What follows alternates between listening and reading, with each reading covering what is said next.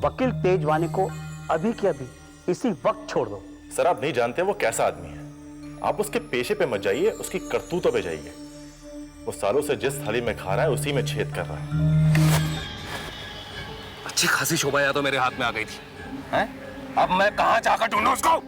Sir हम उसे ढूंढ लेंगे, आप प्लीज सर, वो पली जहां कभी होगी हमसे पकड़ लेंगे सर, प्लीज आप टेंशन मत लीजिए। आपको घबराने की कोई ज़रूरत नहीं है। आप मंदिर में गिर गई थी और कुछ भले लोग आपको यहाँ पे लेकर आ गए थे और मैंने आपकी मरहम पट्टी कर दी है और आप चाहे तो अपने घर जा सकती हैं। एक मिनट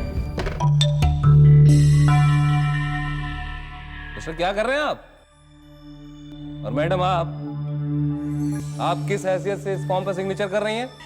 बेटी के हक से। और मेरी खुशी सिर्फ इसी में है कि तुम मुझे अपनी मनमानी करने दो।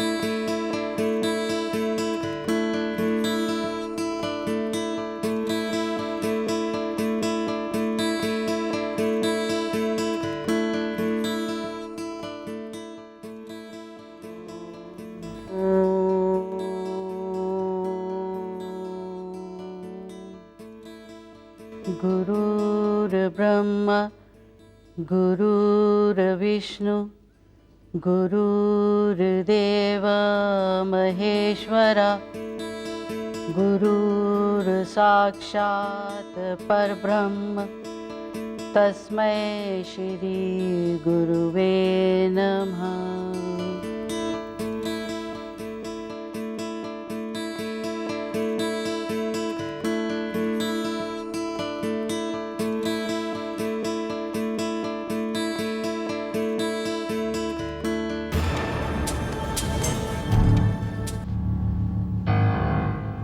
बोल साचे दरबार की जय। कर्म फल, कर्म यानी तुमने जो किया है, अपने किए का जो परिणाम तुम्हें प्राप्त होगा, फल, कर्म फल।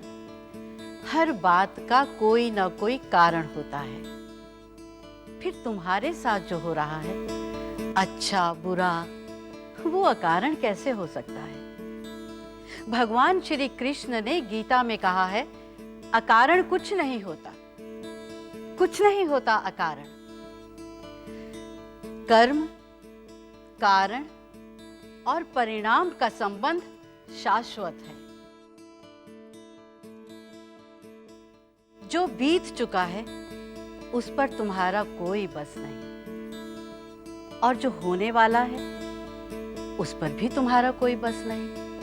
तुम्हारे हाथ में केवल वर्तमान है, केवल वर्तमान। हो सके तो उसे संभाल लो, उसे संवार लो, तो शायद अतीत की कुछ कालिक धुल जाए, या हो सकता है भविष्य ही कुछ निखर जाए। सुख क्या है? क्या है सुख? जीवन के हर एक पल का आनंद लेना सुख है। अगर कभी किसी ने तुम्हारा कुछ बिगाड़ा है तो उसे आज इसी क्षण माफ कर देना सुख है। बोलो साचे दरबार की जय। अपनी सारी विपदाओं को, अपनी सारी चिंताओं को, अपने सारे फैसलों को ईश्वर को अर्पित कर देना सुख है। आज आपके सम्मुख माता रानी विराजमान है।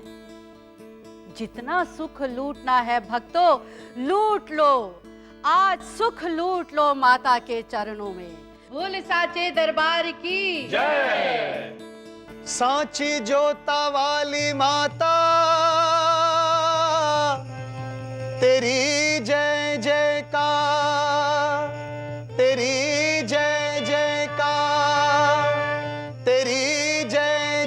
का। तूने मुझे बुलाया शेरा वालिए, मैं आया शेरा वालिए। तूने मुझे बुलाया शेरा वालिए, मैं आया शेरा वालिए। ओ जोता वालिए, पहाड़ा वालिए, ओ मेहरा वालिए, ओ तूने मुझे बुलाया शेरा वालिए, मैं आया शेरा वालिए। ओ तूने मुझे बुलाया शेरा वालिए, मैं आया शेरा वालिए।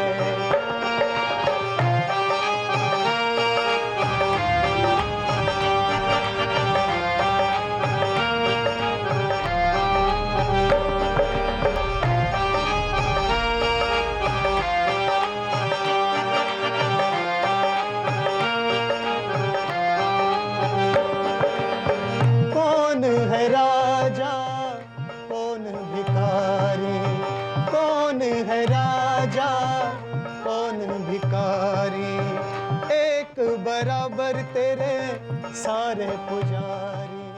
मैंने भी सब कुछ तेरे हाथों में छोड़ दिया है। तेरे सारे अब तो चाहे सुख पुजारी, दे, तूने चाहे सबको तेरी मर्जी। दर्शन दे के, तूने सबको दर्शन दे के। मैं मानता हूँ कि काफी कुछ बिगड़ चुका है, लेकिन अभी भी बात बन सकती है क्योंकि मैंने हार नहीं मानी है। अभी भी एक मौका है हमारे पास, और उस मौके का फायदा उठाने के लिए हमारे पास 1-2 हफ्ते की मोहलत भी है। प्लीज थोड़ा ठंडे दिमाग से काम लीजिए ना। मुझे मेरी पुरानी गलतियों को बख्श दीजिए। मैं आपसे वादा करता हूँ कि इस बार मैं नहीं चूकूंगा। अगर इस बार भी मेरी हार हो गई तो आप जो भी सजा तय करेंगे मुझे मंजूर है।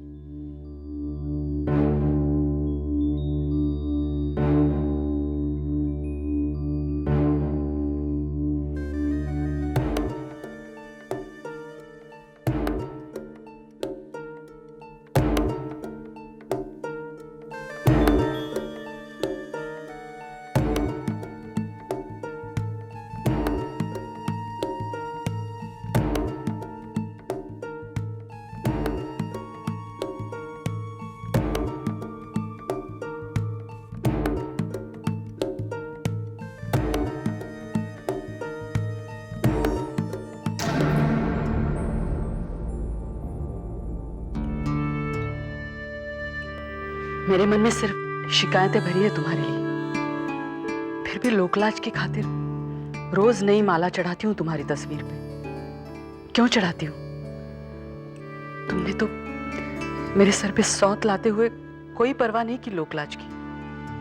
मेरा विश्वास करो मल्लिका, अगर मुझे पता होता कि मेरी पहली पत्नी शोभा मरी नहीं है तो मैं कभी तुमसे शादी करके तुम्हारी, अपनी और उसकी जिंदगी बर्बाद ना करता।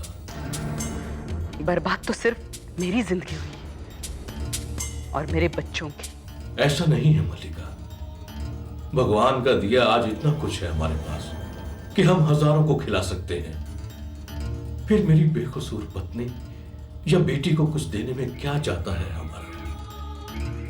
सब कुछ चला जाता है मेरा। औरत का दिल इतना बड़ा हो सकता है कि उसमें पूरी दुनिया समा जाए, लेकिन सौत के लिए एक उंगली जितनी जगह भी नहीं होती उसमें।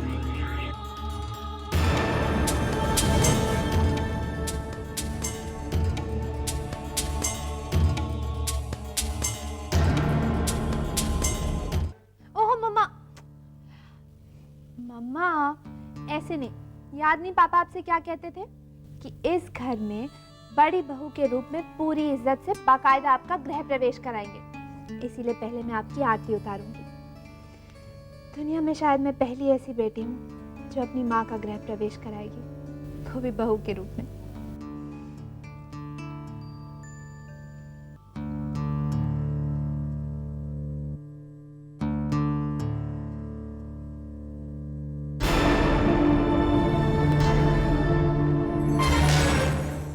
अब इससे ज्यादा बर्दाश्त नहीं करूंगी मैं। मेरा बीता हुआ कल तो तुमने चुरा ही लिया मुझसे, लेकिन अब मेरे बच्चों का आने वाला कल मैं चुराने नहीं दूंगी तुम्हें। निकल जाओ यहाँ से, चली जाओ मेरे घर से। सुना नहीं तुमने? क्यों क्यों निकल जाए यहाँ से? बाई द वे, ये आपसे पहले मिसेस अविनाश आहूजा बन चुकी थी। And for your kind information, आज भी ये आपसे पहले उनकी विधवा है, क्योंकि मेरे मम्मी पापा का डिवोर्स तो कभी हुआ ही नहीं। इसीलिए कानून की नजर में अगर कोई शादी इलीगल है तो वो है। आप समझ रहे हैं ना? लेकिन मैं तो आपसे ऐसा कुछ नहीं कह रही। पता है क्यों? क्योंकि मेरे पापा हमेशा कहते थे कि आप भी हालात की उतनी ही शिकार हैं जितनी कि मेरी मम्मा। लेकिन इसका मतलब ये हरगिज नहीं कि आप किस्मत के उस तमाचे का जवाब मेरी मम्मा को दें। मम्मा, आप यहीं रुकिए, मैं दिया दोबारा जला कर लाती हूँ। हाँ? सुनो सुनो लड़की, एक लड़की, मुझे जाने दे। क्या कर रही है? मैं उसे ये सब करने नहीं दूंगी। मुझे बेटा, अपनी माँ को अंदर ले जाओ। सत्संग में व्यवधान शुभ नहीं होता।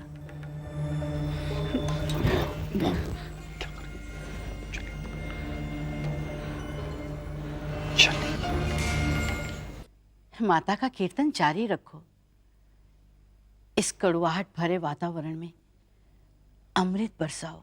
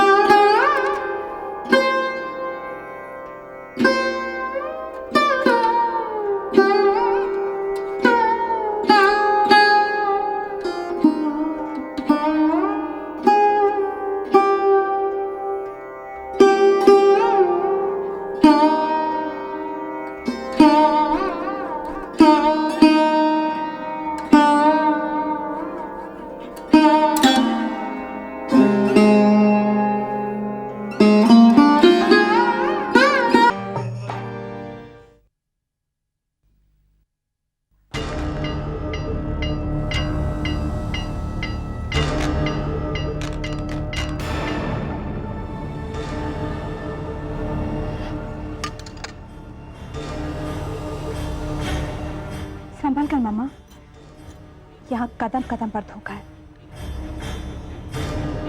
चलो।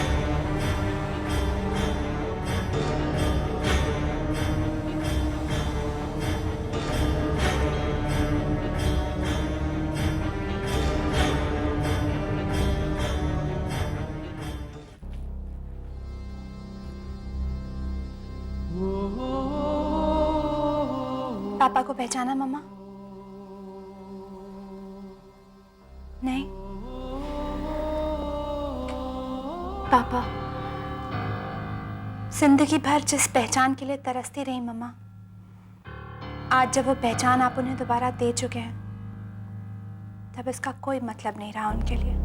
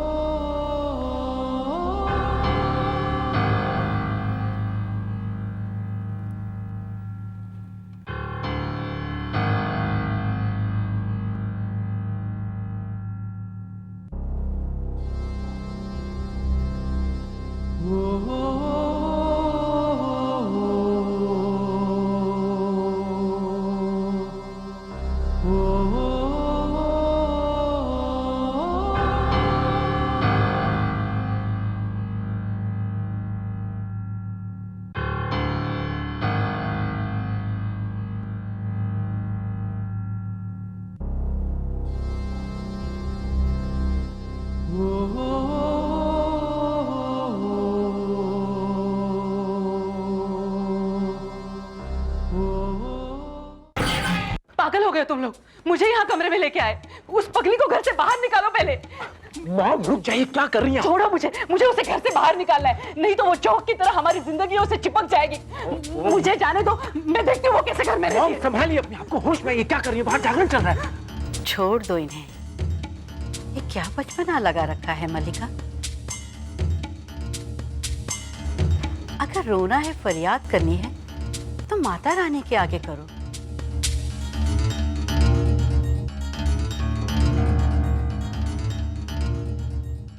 कुछ शांति भी मिलेगी, वरना वहां माता का दरबार लगा है और यहाँ कलह मचा रखी है, तो शांति कहां से मिलेगी? नहीं मिलेगी मल्लिका रानी, शांति नहीं मिलेगी। कुछ भरोसा मां पर भी तो रखो। चलो आओ।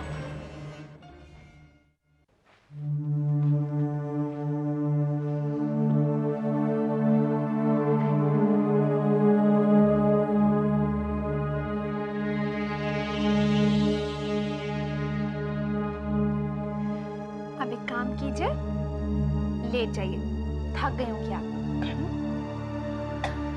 मम्मा, मम्मा क्या हुआ? मम्मा रुकिए, मैं आपके लिए पानी लेकर आती हूँ।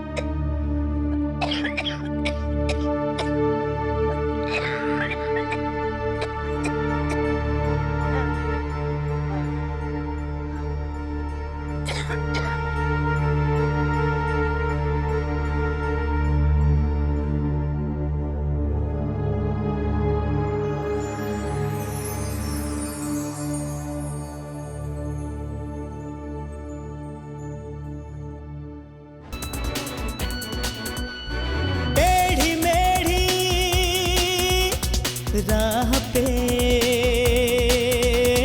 चलता ही जाए जो, लेके जा हथेली पे बढ़ता ही जाए जो, मुश्किलों को पीछे छोड़ दे, रुख हवाओं का मोड़ दे, मुश्किलों को पीछे छोड़ दे, रुख हवाओं